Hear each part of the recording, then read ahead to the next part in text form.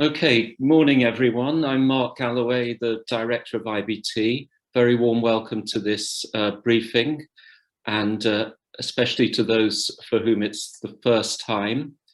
It will be quite informal. Our guest today is Matt McGrath, the BBC's environment correspondent. Welcome, Matt.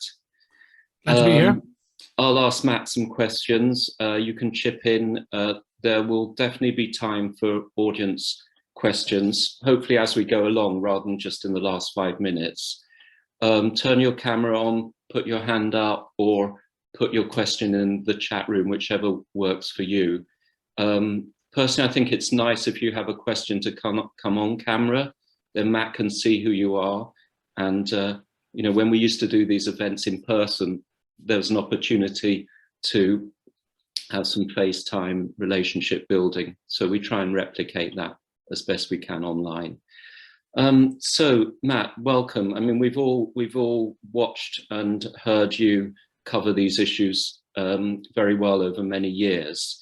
Can you just, for those who are new to the topic, tell us what your role is and the kind of stories that you've been covering? Sure, yes. Mark, happy to take part in this. And just I get a note of apology. And first, I'm in a house full of 3 8-month-old children. So if there's any extraneous noise, it's not me, it's them. My role as an environment correspondent at BBC News, I mainly work towards more international stories. I mainly work towards the website, as we used to call it, but I guess we're calling it digital these days. So I mainly focus on writing stories for the web, doing stories for radio, for morning outlets, for World Service, and doing lives for various radio programs. The odd bit of TV as well, you know, something for breakfast or for the TV 1 o'clock news, lives for World TV and the channel. Those are the main kind of outlets that I work towards. The main subjects I focus on tend to be, even though I'm titled an environment correspondent, it's mainly climate change, the big issue, obviously, which everyone's facing and grappling with. There are other aspects to that too, but it's mainly that, the build up to COP26. I've been to most of the COPs since 2007. I write a lot about science relating to the IPCC, developments relating to the UN, major kind of global stuff, I suppose, on climate change, how we're tackling it, how we're doing, that kind of thing. Great. So how big is the environment team at BBC News, and do you have a clear division in terms of who covers which topics or which aspects? Yeah, there's a lot of flexibility in this, as you can imagine. There's about, I mean, the BBC is undergoing this reorganization, news organization right now, and our title in it, our division, our group is Climate and Science. It used to be Science and Environment, but now it's Climate and Science. And I think there's roughly 20 people all in, 20, maybe 25, when you include correspondents, producers, digital VJs, visual journalists, video journalists, managers, and the whole team, basically. You know, we're much better, I think, than we were once upon a time in terms of working cooperatively on stories. It's generally, we have a kind of you know, depends on the story, depends on where it's coming from. If it's a UK story, Roger Harabin mainly do that kind of thing. If it's a more international story, I'll tend to look at that. If it moves on to be of sufficient interest for the 6 and 10 o'clock news, the main TV news bulletins, obviously we try and ensure that, you know, there's the load is spread amongst the correspondents. So I might do, or Roger might do something for the morning, and Victoria Gill, Rebecca Morell, or Justin Rowlett or David Schuckman might do something for the TV evening bulletins. But it's a bit a mix and match, but you know, that's roughly the size of the team and roughly the directions in which they face.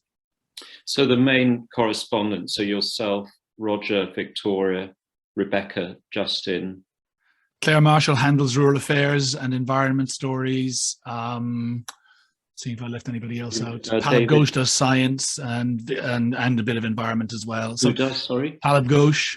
Oh yeah, okay. Yeah, so it's yeah. And in terms of us pitching ideas to you and others, what's the best way to do that? Because we often find it's actually quite difficult pitch to BBC News? It's really difficult to pitch to BBC News, I would say. You find it difficult, and you work I there. find it difficult, as do all my colleagues. And obviously, you know, I've talked on these kind of panels before, and I have sympathy for people who are pitching stories to me. I wouldn't want to do it, to be blunt. Yeah. And there's reasons for that, not just because I'm a grumpy old bugger, but that's part of it. But partly because of the way that, as you say, the structure works now in terms of getting stories commissioned and the process that involves. And it's, I would say it's more difficult now than it has been perhaps in any time in recent years, and likely to get more so. So can you just unpack that? What, I mean, it does seem to be more difficult, but all these changes should make it easier. Well, I mean, why is it more difficult? What's going on? There is, as you possibly understand or possibly know, there's a new focus in BBC News to do fewer stories, to do them broader across more platforms, and making those stories available to audiences who are interested in them on whatever platforms that may be. And that essentially means we will be doing fewer stories. So in a situation where somebody might pitch a story to me and I might think, oh, that's really good, I'll just go off and write that and we'll publish it tomorrow on the web or whatever and do a bit of radio, offer it for radio. That situation is changing.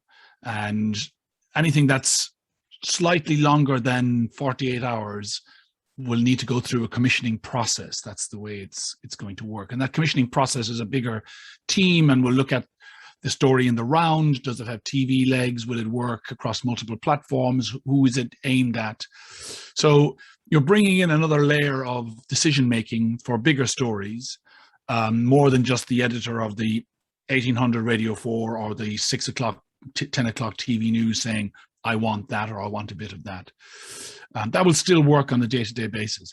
For people outside pitching in, who may be pitching to people like me or pitching directly to programs, I think it's this acknowledgement and knowledge that that stories have to go further, and have to cover across the platforms more so than they used to, means ultimately we will spend longer curating and developing a single story, as opposed to firing one off, doing another story for tomorrow, writing 2 or 3 stories a day as we have done at times. So I just think there's a shift to get more bang for our story buck. And so that on the positive, that means when a story gets through the commissioning, it gets more resources, it reaches a bigger audience. But on the minus side, it means that maybe the range of stories is narrower, the off-agenda pieces are harder to get off the ground. I think it depends on how you look at it, really. I think, yes, in general, if you look at the output in 2 years' time, there'll probably be on the front page fewer stories than there are now, but they'll be done probably in greater depth and with more of those type of features or analysis pieces tagged onto them. So one of our issues, obviously, is that we generate an awful lot of content, and honestly, sometimes, or has been the case, the left hand doesn't know what the right hand is doing. You know, in terms of like climate explainers, for instance, pieces that we've written about climate change over the years.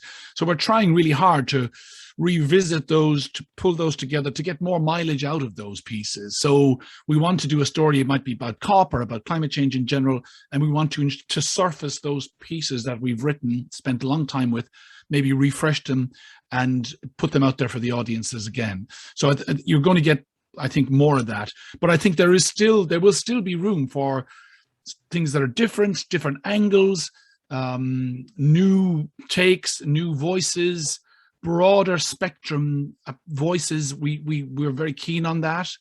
I can only speak for myself, really, but that's the general sense of it, that, you know, we want to broaden the conversation to get those audiences that we're not currently reaching, and to ensure that the people we are reaching are still getting that value for money, that extra push that we've got. So we maybe focus more around the bigger stories like COP26 and the things that happen in the future. But we know from the audience evidence that, you know, when we do those stories very big, the audiences follow. So the IPCC report in August, the Code Red for Humanity, you know, that was a huge audience winner across the UK and world. And all the bits and pieces that we did with it, the explainers, the little pieces, the inserts from India or Africa, the little video things, they all did really well as well. And so when it comes to a big story like that, you know, the main story, and that had 4 million page views on the day, you know, 4 million people essentially read that story. That's quite, I mean, I wrote the IPCC story in 2018, the 1.5 story, which essentially started moving this into a broader public sphere in some respects, the climate change issue. And that had like 1.5 million page views. And we thought, wow, this is amazing that we're getting so much view on this story about climate change. And you fast forward 3 years later, and you're getting 4 million people reading this story. And I think it's just the audience has responded to it. They're aware of the wildfires. They're aware of the floods. They're aware of this as a current issue. And so therefore, they're coming to us for that kind of unbiased view, if you like, impartial view, and also that greater information and explanation. We're putting a lot of resources into explaining, really getting to grips with what is going on in terms of climate change and climate science. So essentially what you're saying is there's more audience interest in climate change as a topic than there was 2 or 3 years ago. Oh, absolutely. I think that's, I mean, I would imagine that that's fairly mirrored across the piece, but it's become, you know, and I think the BBC has recognized as well, there are two parts to that. One is that the audience is become aware of this in a way that they haven't been before. But I think the second one is that the BBC has become aware that in its role in the UK and in the world, climate change is a critical story that we can do and deliver to large audiences globally and in the UK that very few other audience or broadcast or publishing organizations can do. You know, the New York Times can do something, the Guardian can do a lot. They're all great writers. They're all amazing, but very few have the kind of global reach that we have in terms of the World Service or World TV, our online presence. And so there's been a kind of a dual wake up, if you like, both internally and externally, that this is a critical story and we are possibly best placed to deliver this in an impartial, clear and, you know, non-patronizing way, if at all possible. Yeah, I mean, that's very rewarding for you because you've been slogging away through the more barren years. Totally. Roger Harbin feels like the prophet in the desert, you know, going around for 30 years telling people the world's on fire, and finally the message gets through. Yeah. It's not, I don't think it's as rewarding as you might think.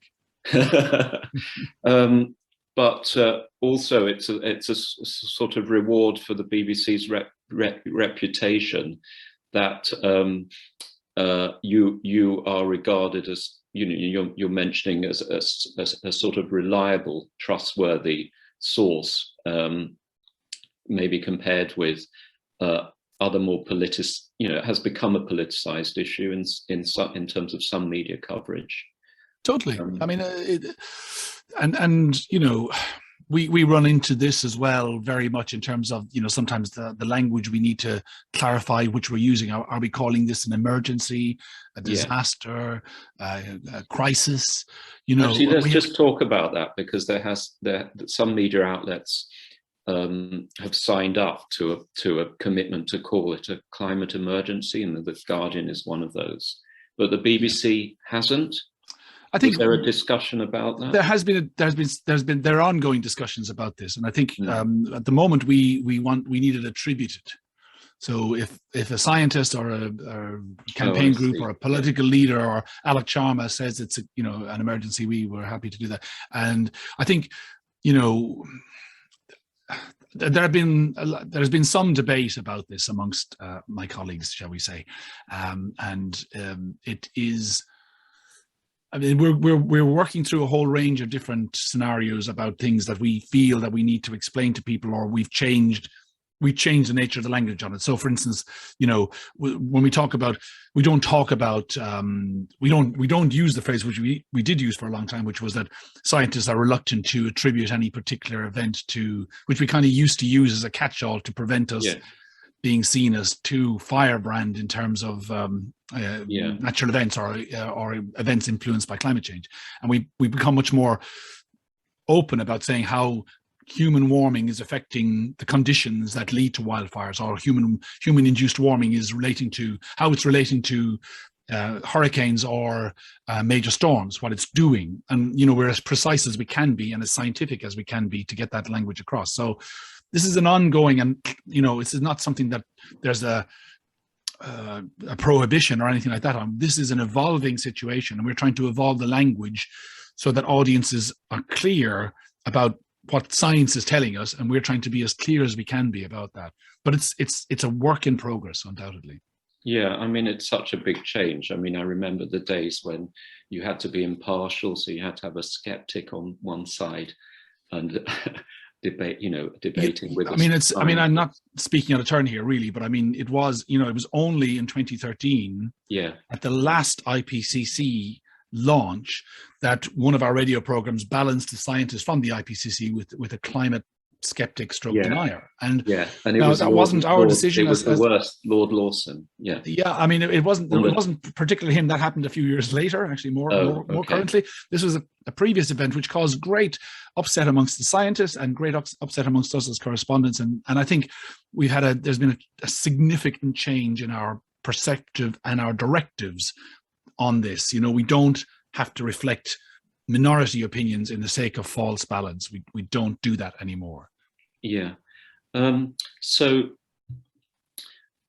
in terms of how the BBC News and your team is covering this as an issue, can you give us a sort of sense of what the key angles or priorities are in the run-up to COP, and what might be the stories that you are more interested in or less interested in? I think the thing with something like COP, and in terms of people pitching ideas, is that the drawbridge has already been raised. The decisions have been made about what we're going to cover and how we're going to cover it. Because, you know, there's 6,000 journalists working for BBC News, and a lot of those have been, you know, pitching ideas or putting forward ideas as well. And there have been already those kind of big meetings about what areas should we be covering and how we should be covering it. So I think a lot of that is kind of set in stone, because, you know, despite, you know, this is where smaller organizations work better than us in some respects, because they're more fleet of foot. We have to organize a correspondent to go someplace to cover a story. You know, you need the programs that are willing to take that story. They need to know what's coming ahead of time. They need us to go and gather the news. They need us to process it. It's a more cumbersome process than you might think. But I mean, it's probably possible for us to piggyback on some of those, or you'll be doing interviews with experts. So what I'll give you a classic example here, which happened last Friday. Let me give you a clear example of the kind of thing that doesn't work and that could work. So I'm going to Milan tomorrow to cover the pre-COP event, and we're going to do some stories from there for online, for radio, and for TV. And that's a couple of days there. It's the last kind of showpiece event before the G20, before the COP begins. So I was scrabbling around for people to talk to. I'm looking for pieces, and I'm always doing that. A PR from the US got in touch with me and said, didn't know about this, but was offering, and I get this a lot at the moment, offering me an expert.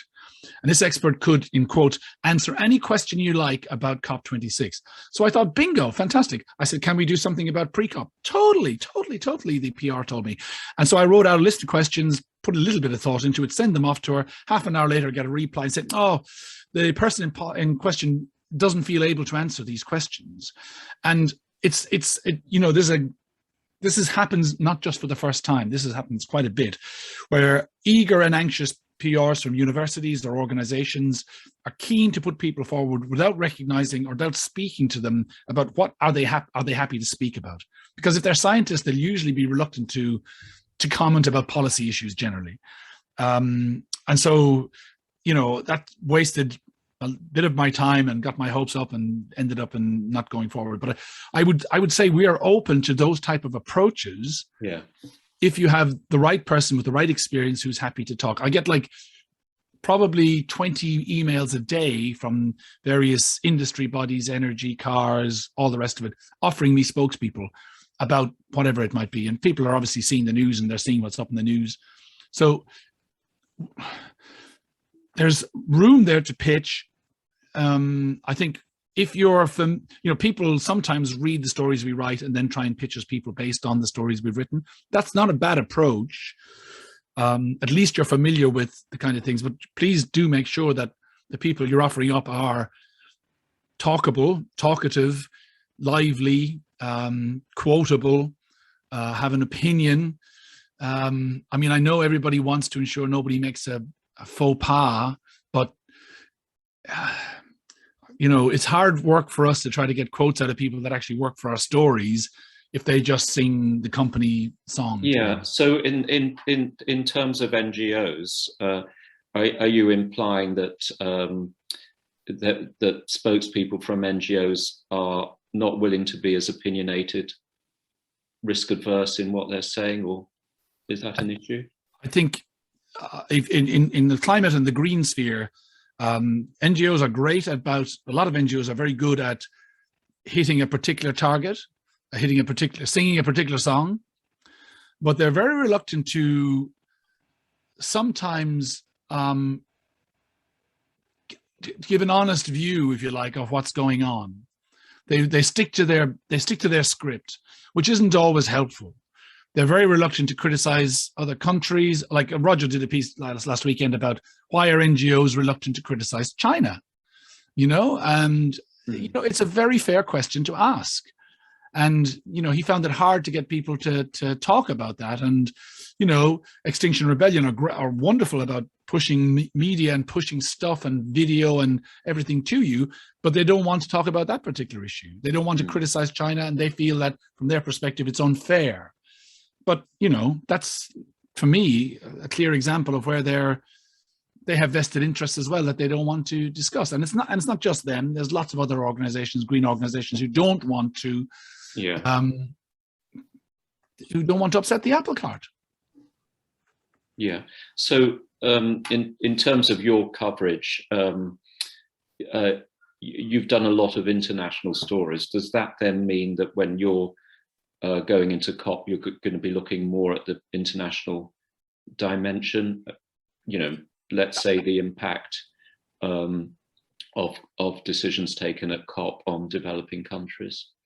I think so. Yeah, that's one of the things for me. I mean, I think it's important in our coverage that we reflect a multitude of approaches to this. I mean, we have a number of correspondents. As I said, Roger tends to focus on the UK and developments in the UK. I do more international stuff, and I'm not saying I'm there as a representative of developing countries. I'm not. But I think it's important that we try and reflect those developing countries' perspectives on things. And I often find it easier to talk to, often those developing countries' representatives and the NGOs that work with them are often closer to the story and more open to talking to us about it. So I'm very much open to have those discussions with people, definitely. I mean, how good do you think BBC News has been at covering that particular aspect? I mean, that's obviously something we're pushing, the way in which poorer countries and poor people in poorer countries are suffering more as a result of the impacts of climate change. Totally, and I get that, and I understand it, and I want to reflect that in our coverage. Yeah. The problem is, how many times can you say the same thing? Right.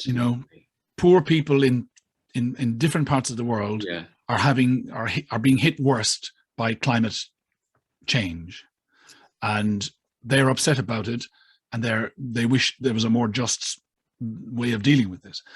That is true, and I want people to come to me with different approaches on this, and people do, and they do try, and we do try to cover these, but it's a piece of the jigsaw. It's an important part of the jigsaw. Yeah. So you need, it's frustrating for us, but it's important to have that reality check. The fact that poor people are suffering more isn't enough in itself for you to do that story. Somehow you need a new angle or a different angle. We need it to be news. We need some aspect of it to be news. Matt, can you give us an example of, when you have covered that because it has been news? Yeah. a couple of weeks ago, I did a story just early in September about the NGOs calling for a boycott of COP26. Yeah. All right. But the Climate Vulnerable Forum and many of the developing countries don't want a boycott of COP26. So I ended up writing two stories, one about the NGOs calling for this, and then I wrote a second story saying developing countries don't actually want a boycott, and this is what they want to talk about at COP26. So I ended up writing two of those. Now there's partly a reason for that, is that the NGOs didn't tell the most climate vulnerable forum that they were going to do this, I think, as far as I was told by the climate vulnerable It was a forum. particular group of NGOs. It was a particular group of NGOs, yeah. And I mean, a widespread and large group of NGOs with clout. The vulnerable countries weren't informed of this and had to respond to that. Now, if they'd had a more coordinated approach, then perhaps we would have written a different story. But I ended up writing two stories on that, and that was partly because it's interesting. A few weeks prior to that, I wrote a story about the developing countries outlining their five key points that they wanted to be the negotiating text. So I think there's a lot of NGOs and there's a lot of powerful NGOs out there who have a lot of resources, and a lot of developing countries don't have those resources to develop the kind of media spin or the media take on things that actually can work. And I think, that's unfortunate and difficult. So in a way, you're saying you want to hear more from the developing countries and less from the NGOs? Very much so, very much so. I want to hear from the people who are involved in the negotiations. I want to hear their perspectives. And I think sometimes people in those circumstances are a little bit reluctant to speak out because they don't want to upset the apple cart either. They don't want to say things outside the forum of the COP because they feel there's too much money, too much political sway riding on this. They don't want to bite the hand that feeds either. So I'm encouraging people to be more honest and be more open, and to speak to us, and to not be afraid of the powers that be within the COP process. We are there to reflect their viewpoints as much as we are the richer countries, and we want to reflect their viewpoints. But we need a hook to hang our coat on. We need a way of getting that story across, be it an interview or whatever. And you were saying earlier that there's a lot of audience interest in climate change, in big events. Do you have any insight into which aspects of this story or weighs in for audiences? Because it seems to me there's a big audience that is interested, and there's also a big audience that isn't interested or doesn't get it. And obviously you're trying to reach both those. How does that work? We spend a long time. We probably spend more time discussing that particular issue than we do about actually writing the stories. I think it's a real challenge for us. And the example I'll give you is you're right. There's a huge audience for kind of straight down the middle climate news reporting. There's an even bigger audience that is kind of a bit uncertain about it, unsure. And how does it impact me? Why do I care? I mean, yeah, I live in a rich country, I'll be okay, kind of thing. But it's when we get into stories like boilers, changing boilers, that's when we actually start to really connect to that audience. And so the challenge for us is, how do we keep the integrity of those stories and not just write stories about boilers every day, and not just go into, oh my gosh, do you know how much a new air source heating system is going to cost you, kind of thing. Yeah. So, but there is a huge audience for that. The IEA report that came out a couple of months ago, which said essentially we can't dig for any more fossil fuels, also said there should be essentially no new boilers past 2025 in a global perspective.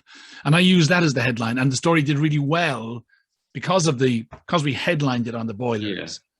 We can't do that all the time. That there's a lot of coverage of the politics.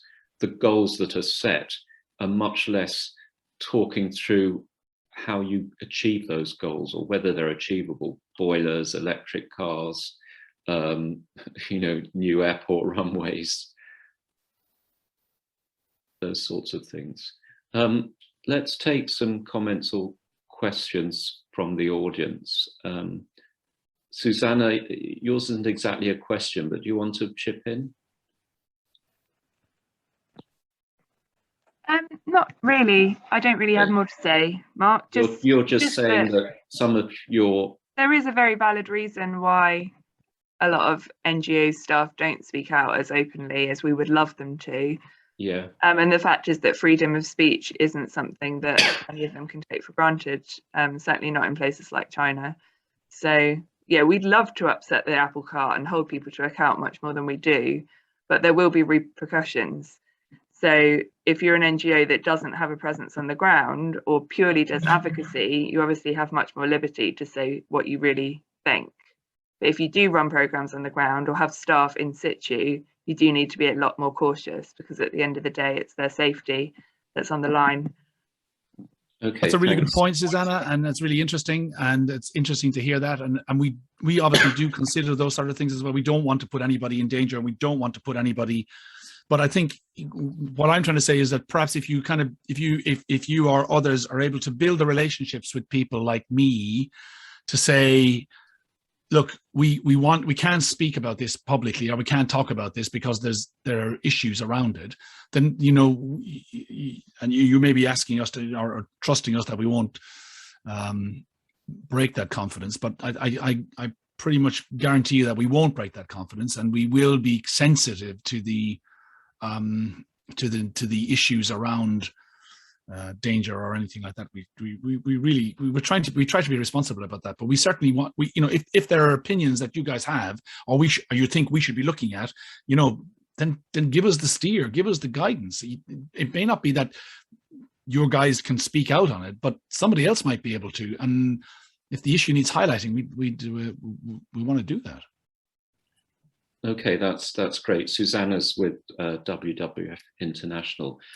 Jane from World Food Programme has a question. So, hi there. That's been really useful already, Matt. And also, I know, I feel everybody's pain. The BBC is so huge, knowing how to pitch when. And many years ago, I worked myself as a correspondent and remember turning up, finding somebody else from the BBC doing the same story, whatever. But I just wanted to, at World Food Programme,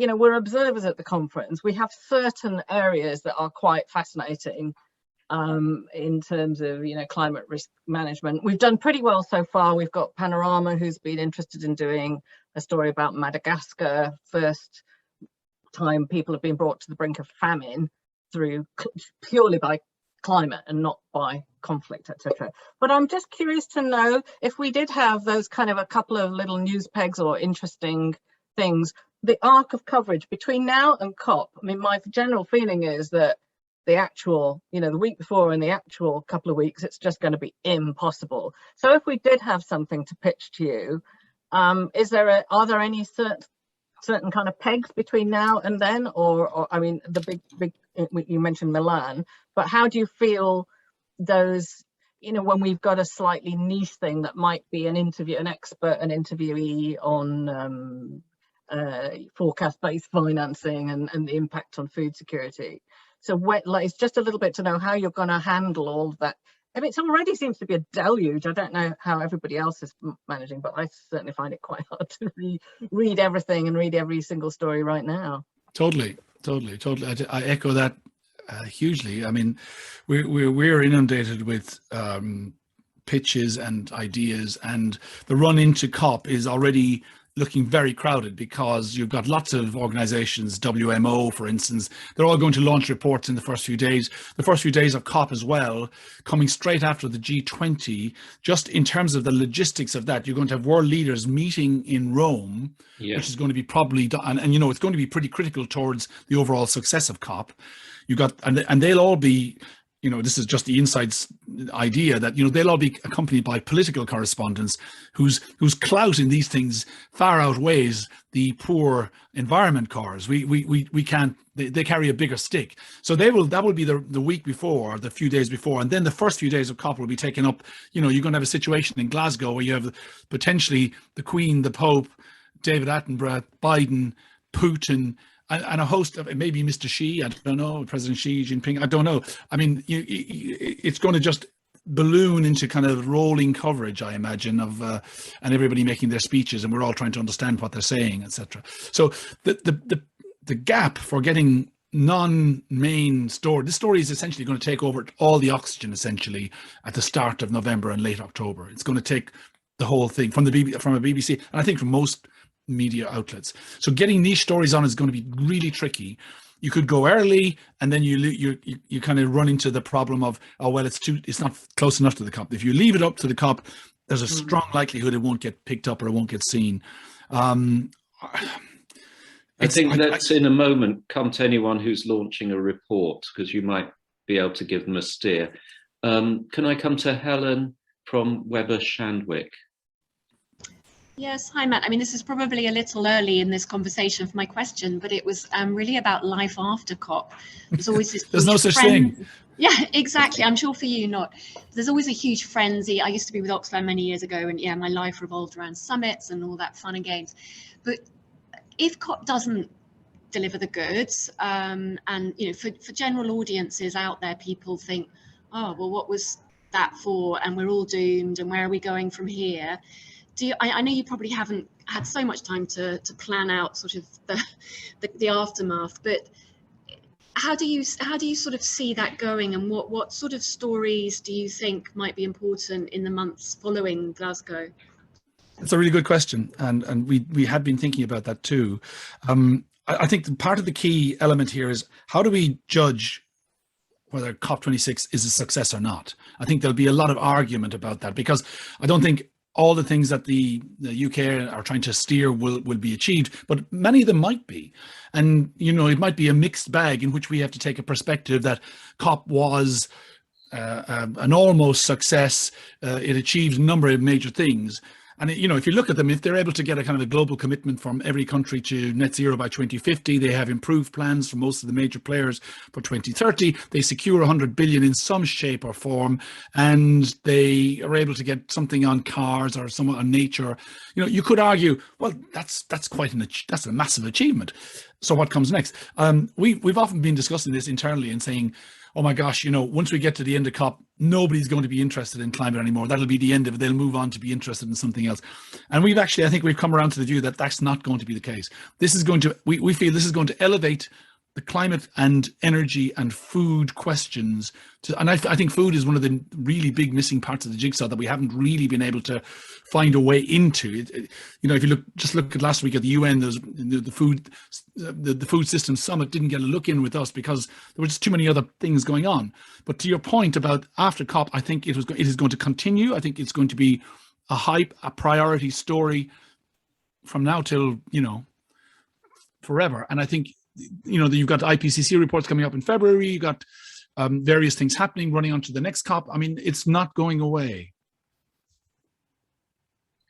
Okay, so Sarah from IIED. Thanks. Matt, you mentioned that you're going to Milan to cover the pre-COP, but I just wondered if COVID was still impacting yours and other correspondents' ability to travel to cover stories, and whether actually beyond COVID, I don't know, other considerations like your carbon footprint, etc. Is that changing? Are you looking at using more kind of stringers and freelancers on the ground for stuff like that? Yeah, that's a really good point. And yes, I think the answer to that is all yes, really. It's very tricky at the moment. We are going to Milan. I think it's more of a, as well as a broadcasting and reporting issue, I think it's more a logistics testing one, because I know that this morning, one of our correspondents was trying to get into the event, and the volume of people and the testing that they're doing meant that didn't happen. There were huge delays. So there's the logistic thing for us in terms of finding out if we can broadcast or do TV from a big event like this. Then there's the question of the sustainability question. Should we be traveling around the world to tell you about the world that's on fire? And the answer to that is mainly no. But there are still lots of stories out there that we're not getting across from lots of different places because they don't meet the threshold. I've got a particular bugbear about bioenergy issues and biomass burning, the not cutting down trees in various parts of the world, but we're not able to get on the ground to do those stories, and I don't know when that will be. And there's sustainability reasons, there's also the health reasons at the moment. I hope we get back to a situation in the future where we're able to travel to do some stories. It'll be a lot less than we used to do before the pandemic, and we will be using more stuff from on the ground places. And these type of interviews, Zoom interviews, have become, everybody used to say, oh my God, you can't do you can't have an interview done on the internet, and now like we do it all the time, and the sky hasn't fallen. So yeah, I look, there are lots of stories out there. We want to reflect the world. I think we will continue to do that, but it's just harder. It's just harder. So can I just follow up on that? You're saying definitely you're going to travel less in the future? I mean, I think it's very likely that, you know, for sustainability reasons and for financial reasons, I think that's just, you know, we're tending right now to do to get more correspondents in places to do. So that model of sending yourself or Roger or someone to cover a story exactly is now outdated in a way. Yeah, I mean, to an extent. I think if it's an investigation you're doing or a story you're working on where your expertise is needed, I think then that's still valid that we'd be pitching to do those things. And that's part of our remit is changing also to do more original stories rather than just do more reports from conferences or whatever. So I think, yeah, we will be traveling less because it's the reality of the world. Okay, thanks everyone for the questions so far. Do put more in the chat. Andy from Practical Action. Hi, Andy. Hi, Matt, and hi, Mark. Hopefully you can see me. Yeah, we can indeed. Bad luck. Yeah, Matt, I was just hoping to touch upon the sort of the tone of the coverage around COP. Traditionally, it's been very sort of negative, and there's a real feeling of sort of almost sort of trying to create public momentum around concern for the environment, quite rightly. Practical Action's we're sort of a solutions-based, positive-looking organisation where we've got lots of examples of where we're bringing solutions to bear. And actually, our call is that these solutions need to now receive the finance required to take them to much greater scale than we can ever do. So I'm just wondering about how that. It's going back to that question about the tone and the story arc, really, how that's going to play and where we can fit into that. Really. Yeah, presumably, Matt, you are familiar with Practical Action. Yeah, no, absolutely, okay, absolutely. Okay. And you know, it's a very good point, Andy, and it's worth making. And I think, you know, I would say that what you're kind of getting at is really that we've been framing these stories in a kind of a negative way. It's a kind of a doom-laden situation. The talks are going to break down and we're all going to go to hell in a handcart. When in fact, actually, the reality of action on the ground in many parts of the world is the exact opposite of that. It's people being empowered to do things and to make changes in their life that are going to make their lives more sustainable.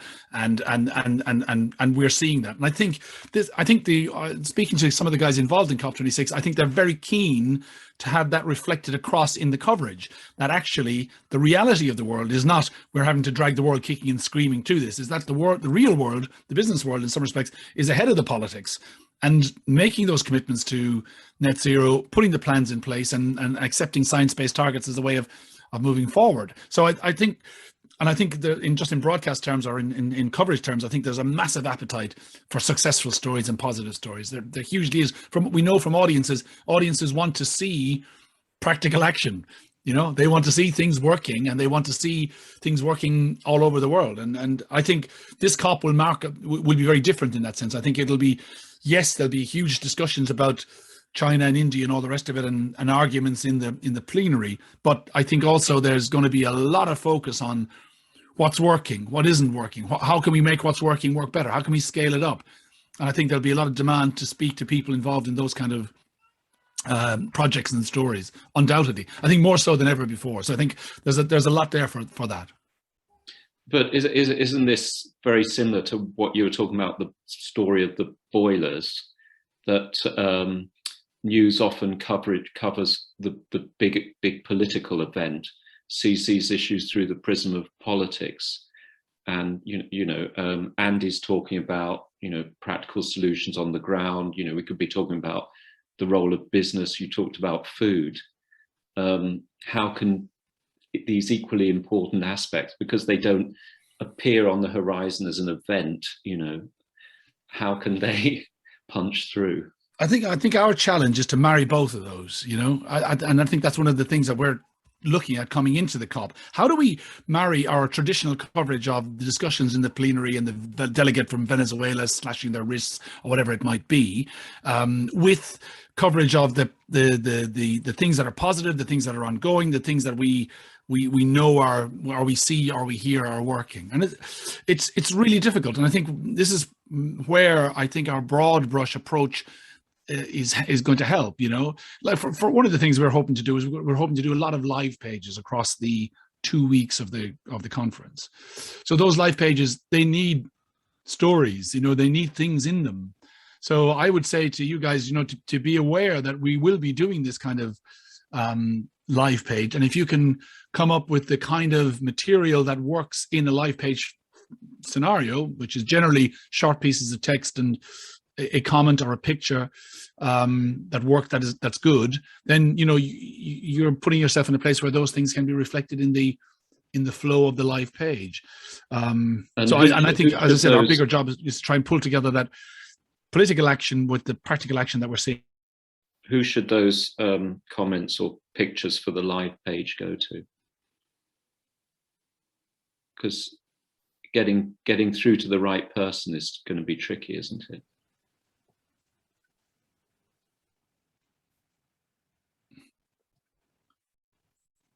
Can you hear Matt? Yeah, sorry, I went all frozen there for a second. So okay. I hope that was when I was swearing. Your 3 toddlers are all right.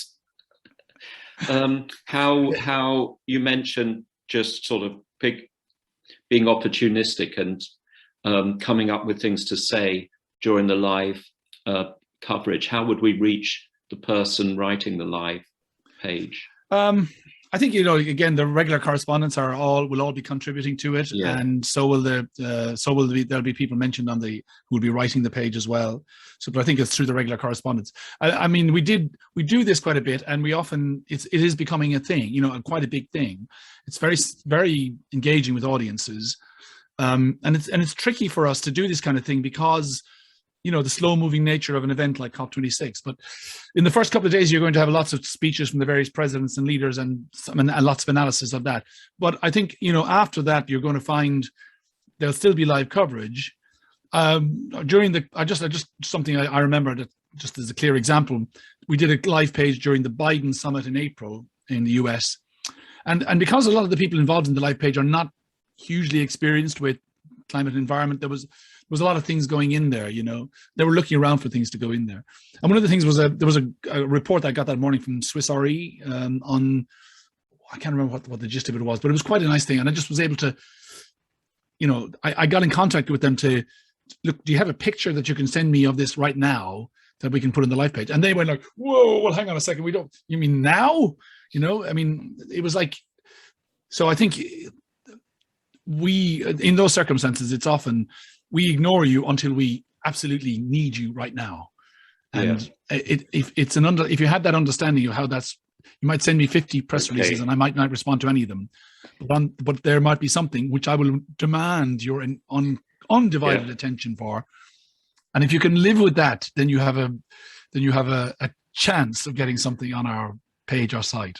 I'm sorry to be as brutal about it as that. No, I think practical action are definitely going to be sending you something for the live page. They do. Next question, Priya from ActionAid. Hi, Priya. Hi, everyone. Thanks, Matt. This is really interesting. My question is around statistics or kind of data that you might be looking for in particular. So you mentioned, there are some gaps, maybe particularly around agriculture, food, or stories from the global south. You know, NGOs are working, covering a lot of ground, and they probably have a lot of potential to gather data, surveys, etc. On climate issues. So I was just wondering if there is particular statistics or data that you think haven't been covered that NGOs would like to cover, particularly ActionAid. Don't steal our ideas. Thanks. No. I mean, you raise a good point. The role of data and statistics is, I would say, increasingly important in our coverage, and we want to be able to work with those type of things. The difficulty, there's often a difficulties that, like, for instance, NGOs or organizations will send us some information, a report based on statistics, and they'll show us a chart. But they often, and I have to have, this happens a lot, we need to have the basic data. We need to have the Excel spreadsheets. We need the raw material. So I can go to our data visualization team and say, look, here's the stuff. Can you turn it into a chart?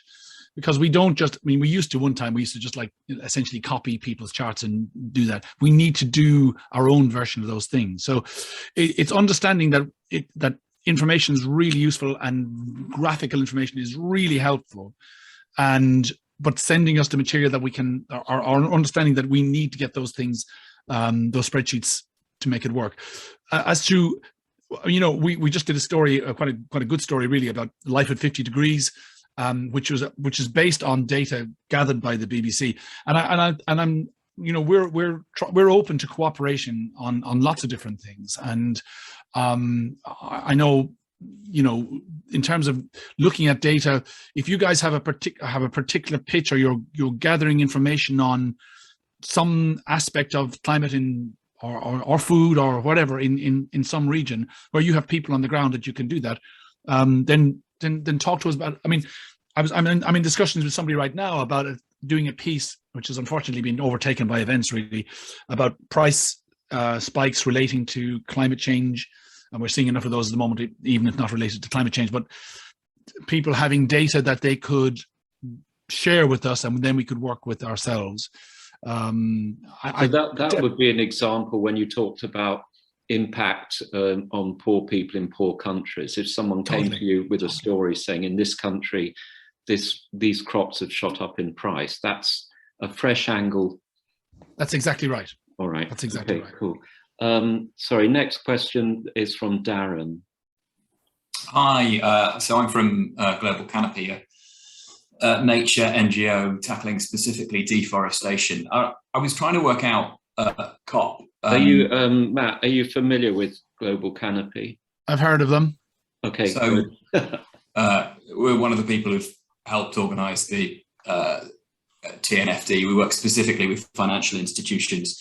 But I was actually looking at COP as a sort of a networking opportunity. How busy are you going to be just running around doing the day-to-day stories? And how irritated would you be if I offered to buy you a cup of coffee and tried to teach you about, you know, stuff that we've got coming up over the sort of, you know, the next 6 months going forward? I'm just trying to work out whether COP is an opportunity for NGOs like ours to steal 5 minutes of your time, or if you're just going to be bat us away and say, look what I'm doing. I would love to take you up on your offer, Darren. I think it would be fine, and I'm happy to have coffee with most people, and I don't have an issue with it. I just think if you look back at Paris in 2015, you know, somebody took a photograph, and it was myself and Jonathan Webb. We were doing the web page and stories and that, and it's just the two of us with our heads down, like typing all the time. And I didn't get out. We had this, you know, these little kind of, you know, this little cabin kind of thing where we were working. It was the BBC office, and Jeremy Corbyn came in at one stage, and it was like, who's this guy? I mean, we were just so focused on the story that we rarely had a moment to draw ourselves away from it. That doesn't mean we can't. I think just in Glasgow terms, I think the first week will be very, very busy. I think the middle weekend might be interesting if there's not that much happening, and the end will be very busy. So I think, you know, it depends on it just does depend. I mean, I'd like to be able to chat to people and to talk to them and to think about ideas. Maybe next year might be better. COP 27 might be a better bet in Egypt as a time to talk, or actually any time in between, to be honest with you. But at the COP itself, it's difficult. Okay, thanks, Darren. So next question is Kai from Oxfam. Thanks, Mark and Matt. I wanted to pick up on an earlier point about almost having two tiers of coverage at these big summits, with the political correspondents and then maybe the more specialists, and COP26 obviously being very, very technical talks with a long history behind them. Are you going to have Laura Kuenssberg and everyone else sort of following Boris Johnson around, and Alok Sharma, and how are you planning to manage those two dynamics? Yeah, I think when the big people come in, the prime ministers and presidents, I think they'll be accompanied, Kai, by the political editors or the editors in those areas, undoubtedly. We will in those circumstances, we'll be kind of like there to deal with any specialist aspects of the coverage, undoubtedly. But I think in those circumstances up front, given the way we're portraying this and the importance of this meeting and the importance of the personnel, be the Queen, the Pope, the President of the United States. I mean, this is a pretty big political historical event, even if it doesn't work, even if it's not a Paris and it's a Copenhagen, it's still going to be a momentous event. And I think the big political, and I think that's evidence of how much the story has changed in some respects as well, is that it's the big political story, and the big political correspondents will be in the front row seats, and we'll be the seat warmers. When they go out to the loo, we'll be popping into their seats and putting a little bit of coverage up there. But no, it's fine. We'll work together on this. Obviously, there's various levels at which this works. They'll be doing the big stories for the 6 and 10 o'clock news. We'll be doing the other stories for radio and online. Okay, thanks, Kai. Ruth from WWF UK. Hi, Ruth. Hello, hi. Yeah, just quickly, actually, it's just following on from that last point. It's just about how you're going to structure the coverage. Are you going to be following the presidency programme and doing sort of special themed days? I know, because I was at the BBC, obviously, it was until about 6 months ago, and on the news channel there'd be big kind of themed days around particular things. So will you be sort of focusing on finance on the presidency's finance day, or have you got plans yourselves to sort of focus on particular themes at different times? That's a really good question, Ruth. We've been thinking about that a lot. I think this is the first time they've ever gone with this kind of themed day approach, and I think maybe they have broadcasters in mind when they've thought about that, because I think the view is, I think we're going to kind of follow that along as well. I mean, I have my reservations about that, because I think I think it's a bit of a confection in some respects. It's Tuesday, so it must be, let's talk about finance, when the actual reality of those discussions are ongoing throughout the whole period. But look, for want of a better word and want of a better way of organizing it, if it's Tuesday and it's finance, that's fine by me, and I think we will make that work. So I think, yeah, as a way of trying to, the bigger problem with all this is that the COP is too big to try and explain or trying to capture all of it. So to divide it down into pieces that are somewhat palatable on themes is fine, and we will be reflecting those on a daily basis. Yeah. Okay, so we're coming towards the end. Matt did mention the issue of people publishing reports. So if anyone is publishing a report and you want to ask a question, now's the time to do so. Our next question is from Laura from CAFOD.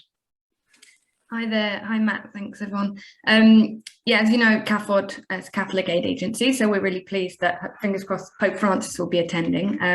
I could hope there, obviously, if you need any comments on that. But I just had a question more post-COP, really, about when it comes to, you said you're looking for original stories, and the other aspects you say, obviously, you need to provide a package. Could you give a bit more detail about what you're looking for in terms of when we pitch stories, to what kind of, how well developed do they need to be? I'm thinking more overseas stories of, example situations, case studies overseas, and kind of, yeah, how much do we need to provide everything at the early point, and how much scope is there for you? What does that look like in terms of sending a correspondent yourselves and covering it? Yeah, that is tricky, because I think that is a changing situation, Laura. I think in previous times, if it was like, so David Shukran was going to Bangladesh or something with I think, was it with Oxfam? I think, I can't remember. And it was going, they were providing a lot of the people in the villages and the connections to those things as well. And I think we will still do that type of story going forward. How much the input from the agency, how much, you know, the demands are changing as well. The output we're doing, the way we're doing it, seeing everything in terms of like the main TV package, I think is going to be less important going forward. At least this is what we're led to believe anyway, because we're all about digital. We're all about serving a wider range of audiences, and so I think that's going to be.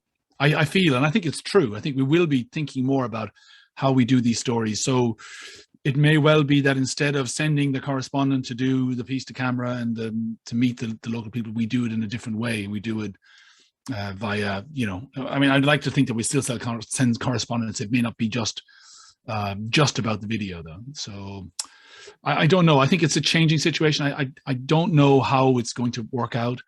I think it's best if you have an idea to try and speak to the correspondent so that we can try and push it into the system now, because the way it'll work with this new commissioning structure that we're trying to put in place will be that it'll be people like me and other producers as well who will take ideas to this group who are a wide-ranging group, and there's young people part of it. They're from many different parts of the BBC, and they will yay or nay bigger ideas, like, you know, an overseas trip to wherever it might be.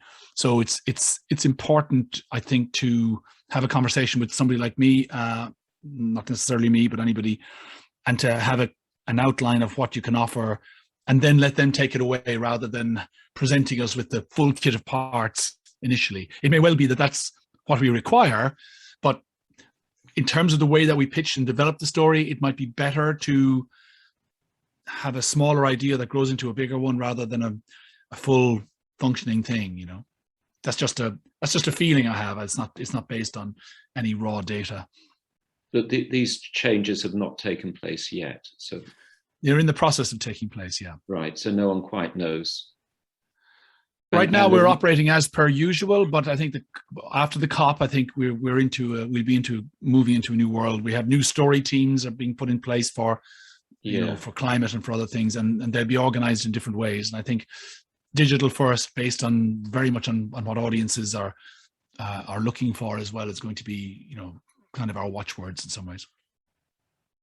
Yeah, well, that is a huge change, because I think it's an evolution. Honestly, I think it's an evolution. Okay. I think, you know, there's still going to be room for the, you know, the way our day works, you know, in terms of like, if it's a story we do in the morning, I do it for Radio 4 bulletins, World Service Radio bulletins.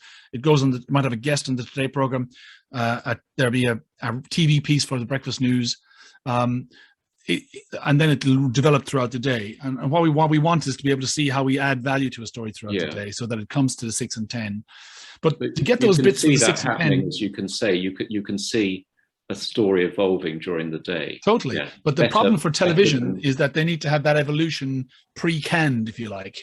So so it needs to end up with them with something that they've already captured. It's hard to get something it's hard to say to the 6 and 10 o'clock news, well, things will evolve during the day and somebody will say something interesting and we will develop the story that way. They need to almost have something that they keep back to develop the story in a way. Anyway, these are the kind of inner nuts and bolts of the story of the way that we're doing things. It is going to change, and I think it will become more about a range of platforms and getting the story across those ranges of platforms. But it just as a viewer, it does seem to me that TV news needs to move on.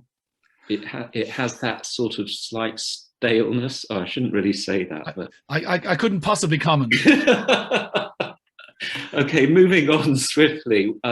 We have a question from Dami from Practical Action, and I think then we're more or less finished.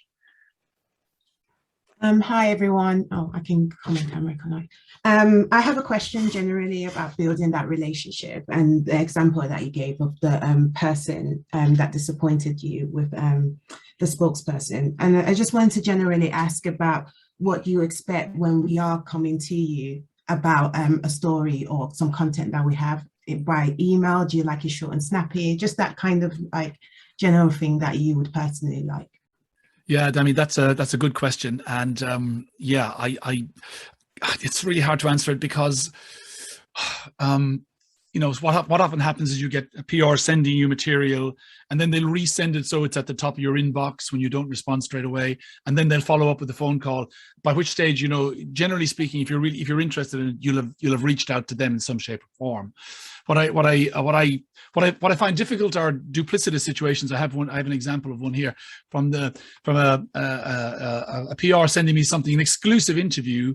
We're offering you this exclusive blah blah blah blah, and then further down at the bottom it says exclusive for Roger Harrigan, which is on the bottom of the page, and it's when people are touting different things to different people and speaking out of both sides of their mouth at the same time. I understand you have a job to do, and the BBC is a huge organization, but I think it's very difficult if we feel that you're trying to play one correspondent off against the other, or trying to get a program interested. Those are difficult. I think the best things are personal relationships. I know some people reasonably well. And this is hard to make when I don't even have time for coffee. I honestly think those are the situations where somebody either then can shoot me an email or send me a text. Sometimes that works better. It's very hard to say. You get so many emails. It's hard to respond. It's hard to it just blows your mind, as you know. And phone calls then out of the blue are difficult as well. God, I hate answering this question because I can't ever answer it. That's the problem, and it does depend on the story. It depends on the circumstances. Yeah. Until we need you guys, then we're chasing you all over you like a rash. Yeah, but you're much more approachable than some of your colleagues. So.